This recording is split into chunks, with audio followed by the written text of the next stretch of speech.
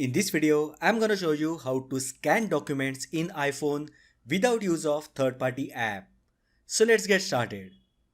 Basically, there are two ways by which you can scan documents in iPhone, and we are going to cover both in this video. Method number 1. First, open Files app on your iPhone. Now tap three dots with circle icon located at the top right side. From the available options, tap Scan Documents. Now place the document that you wish to scan on the flat surface and take your iPhone over the document. This will scan the document in auto mode. In case you wish to capture the document image manually, then tap Auto option at the top right side. This will change the capture mode to manual.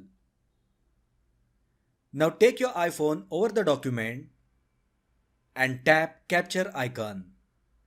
This will capture the image of the document. Now tap the captured image. And at the bottom you will find options like crop, color grading, rotate and delete. You may crop the image as needed. You can also choose color grading options like color, grayscale, black and white or photo. With rotate option, you can rotate the image as needed. Once done, tap Done option at the top left side. Now tap Save button. Now choose the location where you wish to save the document and rename the document as needed. Tap Save button and scanned image will be saved as PDF document.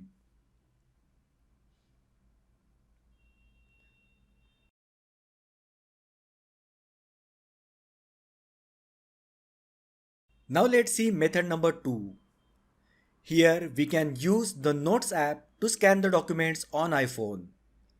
First open Notes app. Now create a new note using the icon at the bottom right side. Tap the camera icon. From the available options, tap Scan Documents.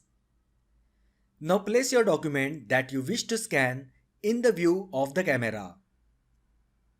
If your device is in auto mode, your document will be automatically scanned.